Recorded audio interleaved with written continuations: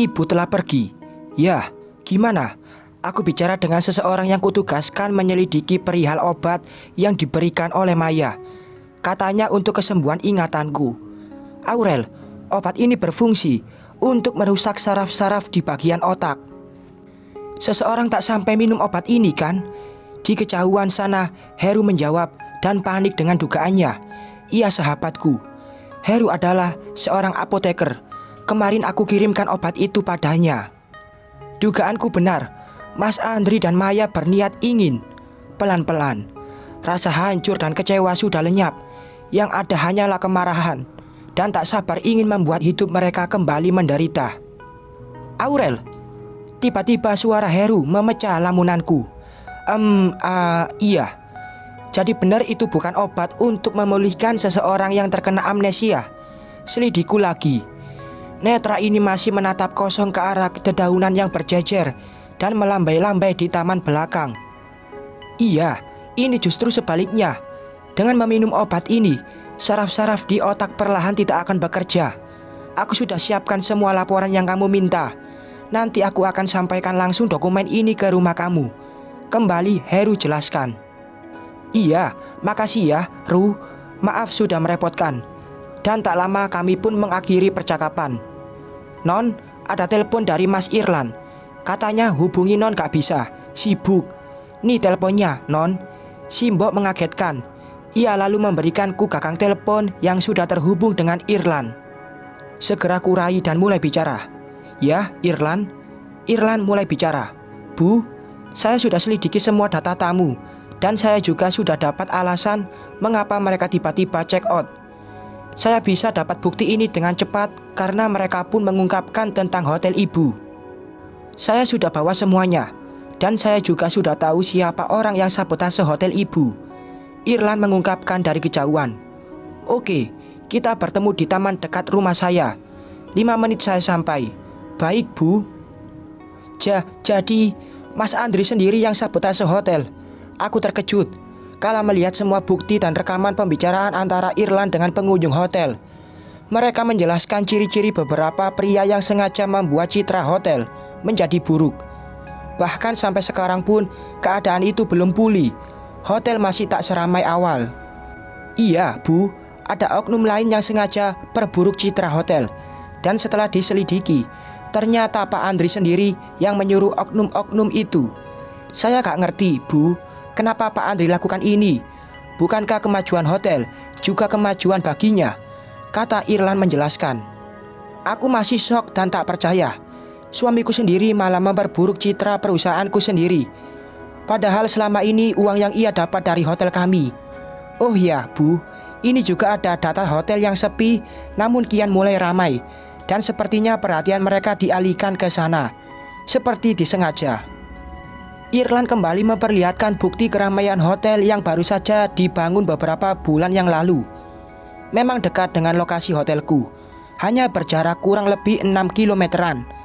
Tapi memang hotel itu kalah saing dengan hotel kami karena kualitas pelayanan dan kenyamanan yang kami tawarkan. Ini, Bu, namun mereka juga agak mengeluhkan pelayanan di hotel sana. Tapi daripada memilih hotel Bu Aurel, setidaknya mereka lebih baik singgah di hotel sana.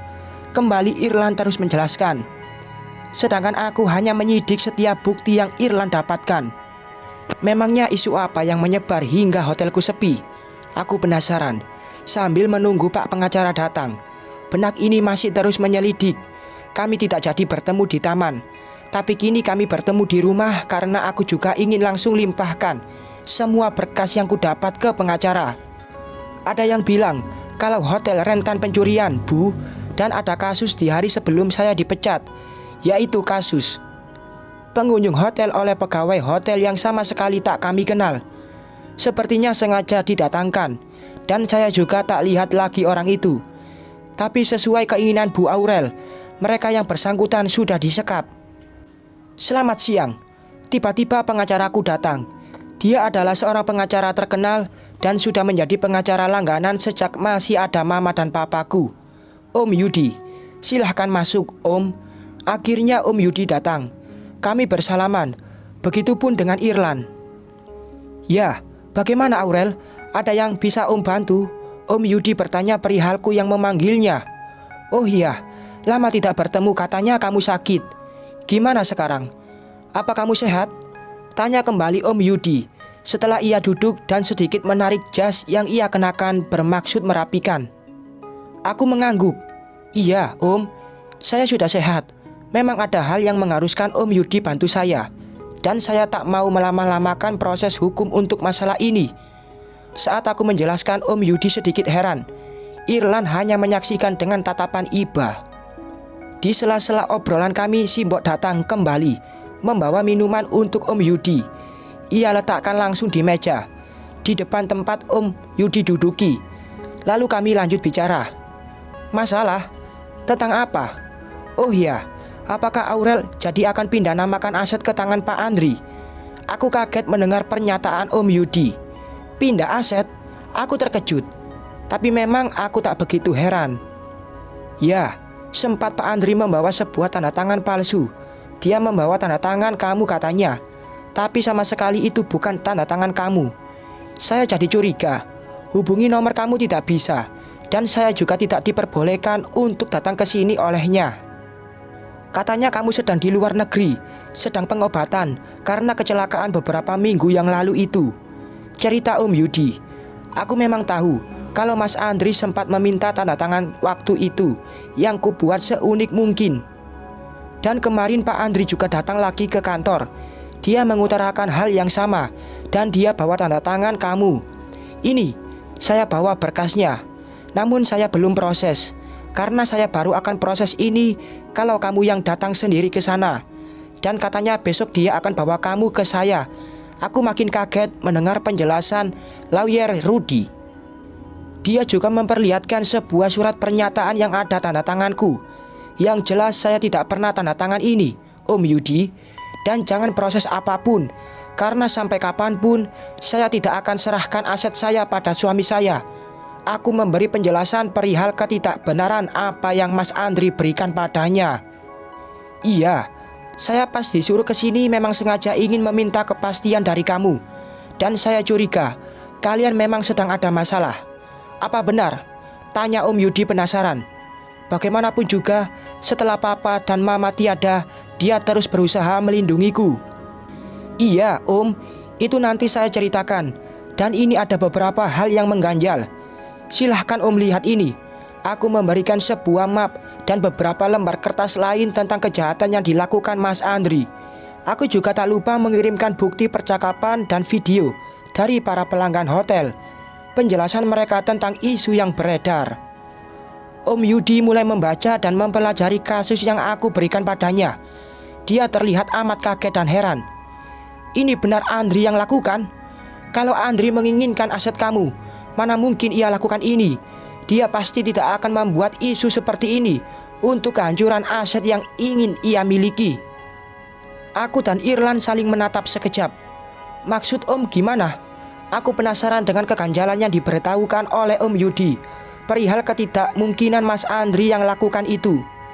Iya, Andri sepertinya bersikeras ingin mengambil aset kamu.